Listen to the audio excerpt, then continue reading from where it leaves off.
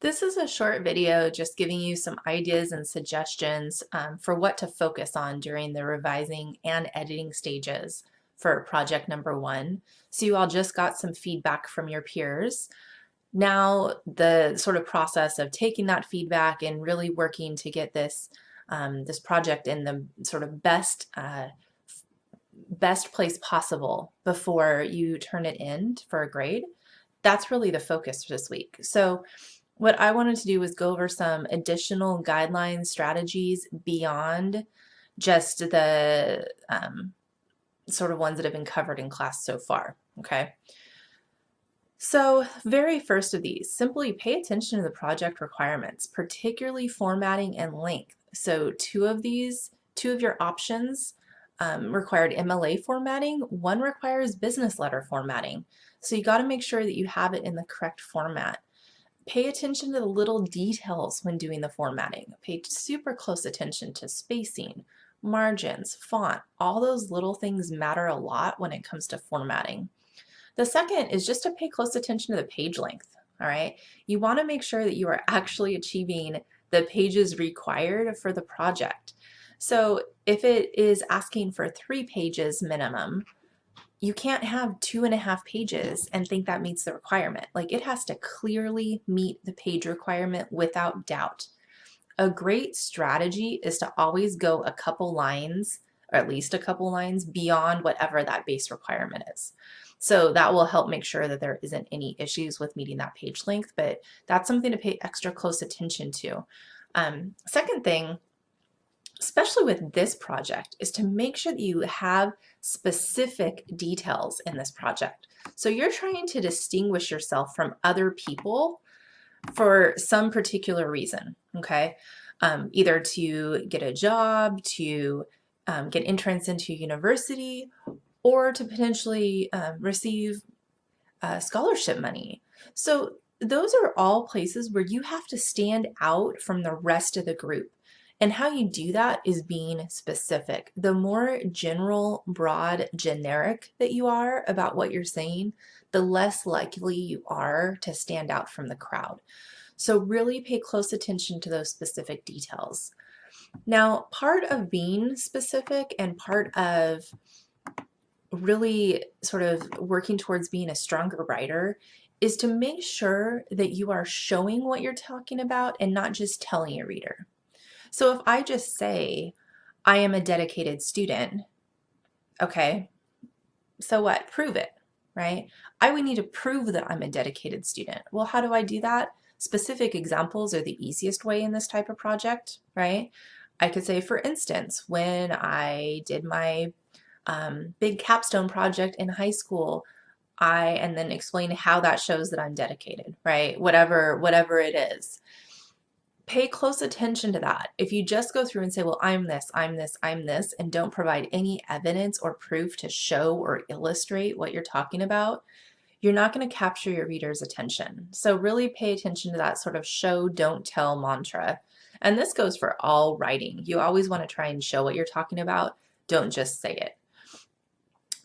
Thirdly, be a little bit cautious of unnecessary details. It's really easy in this type of writing to kind of throw in or try and give an overview of your whole history, backstory, every little detail that you think could be related to the job announcement. While you do want to be specific, you want to be specific with focus. So if you try and give a broad overview, what's going to happen is you're not going to get into the depth or detail needed. So stick to the information that is most relevant for the audience. This is where those the research that you did came in. What exactly is the college, the scholarship, or the job asking for? What are they looking for? What are their sort of their guidelines? Make sure that those are what you're focusing on and just not some general response to the topic, to the prompt. Another thing you can try is what's called a reverse outline. So a reverse outline is literally where you take the sort of ideas in your project, in either your letter or your essay, and put it back into an outline format. So literally go through on a separate sheet of paper on your computer, it doesn't matter, write thesis. Put what you think your thesis is next to it. Main point number 1, what is the main idea of your first body paragraph? Body paragraph 2, what is the main point of that body paragraph? And then you can go back through and be like, okay, well, now I have my main points. What specific details, examples, proof am I including in each of these paragraphs to back up what I'm saying? Forcing it into an outline format instead of just trying to look at those things in the essay pulls it out of context, and it can really help you see areas that you are missing in your writing. So sometimes you might think you have a clear main idea, and then you go back and you try and put it into one sentence in this separate document, and you realize, like, oh, holy crap, I actually have 2 or 3 things that I'm saying in this paragraph. I probably need to divide this one out. Or you might realize that you're repetitive, or that you're missing details. There's all kinds of things that you can figure out about your focus. It's also great to put it in reverse outline because it's an easy way to check your organization and make sure that there's a logical organization to how you have things set up. If you can't explain why you put your first body paragraph before the second idea, that's something to think about. You want to have some reason that each piece of your essay or your letter goes where it does, okay? Next is to just make sure that you are using transitions.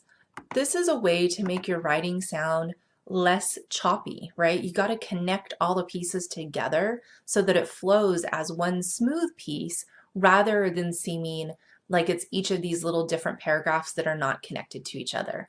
Don't assume that your reader is going to understand the connections. You make those connections for them. So something just as simple as like, in addition to whatever it is, right? Beyond covering these skills, I also have blah, blah, blah. It's that shift between ideas. So pay particular attention to that, particularly between body paragraphs. That's often where a lot of choppiness happens. So just make sure that you are intentionally trying to add some of those in. Now, word choice is something that we'll work on throughout the term, but the 2 words that I want you to be overly cautious of in this first project is the words you and your. These cause several problems. First of all, they're informal, okay? And when you're trying to sound professional, this is one way to sort of guarantee that you don't have a great academic tone, is to throw these in your writing. Second, they're often inaccurate. When you say you don't actually mean the person that's sitting down to read, and often you don't even know who that person is, so you can't make assumptions about them. It can also turn into commands. No one wants to be told what to think or believe. Everyone reading these are adults. They want to make up their own mind. So make sure that you're just being really cautious of that. Now, if you want to say thank you for your time, okay, something like that is fine. But in general, throughout the letter and essay, take out that you and your. To remove it, simply step back and ask, who do I actually mean by you? Do I mean I? Do I mean students? Do I mean the government? Who do I mean? The college? Like, you have to ask yourself that and then fill in whatever your answer is instead of the you.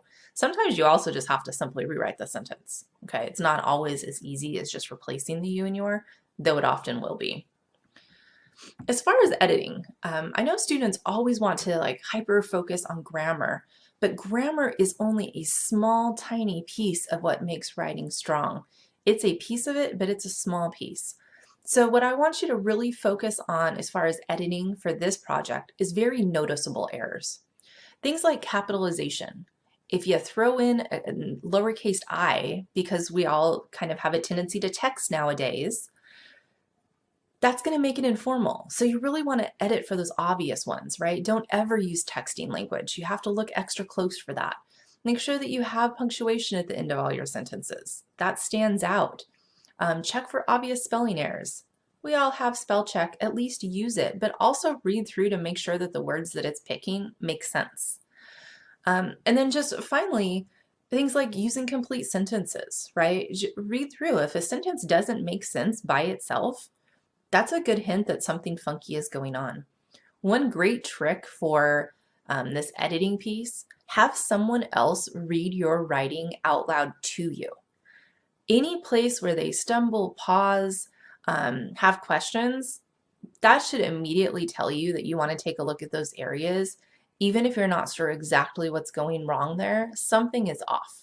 Okay, so it's a really great test to see sort of what areas you might want to focus on. Plus, often when you hear something read back to you, you will see places where, like, oh, that does not sound the way that I want it to sound. And then you can go back and focus on that. And then finally, last little bit is just try to meet with a tutor, or if you don't have time to meet in person, or you would just like to try a different format, send your project to the online tutoring. Now that's different and separate from an embedded tutor.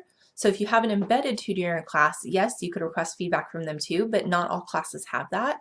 So on Canvas, there is a link for online tutoring. If you click that, you'll have to sign up for an account, but then basically what you can do is send your draft off to, to this other service who is tutors from all over the place that go online, type feedback, and then basically send it back to you. Takes about 48 hours, sometimes maybe more. So if you're going to take that option, make sure that you do it as soon as possible so that you have time to get that feedback and apply it before the due date of the final draft. And then always, of course, if you have questions, don't hesitate to reach out to me for advice or help as well. And other than that, I'm looking forward to seeing your final drafts. And when you do, just one side note, when you submit your final drafts, it's going to ask you which type of feedback you would like from me. Just make sure to pick an option. Otherwise, I'll default to option one. So other than that, have a great week and let me know if you have any questions.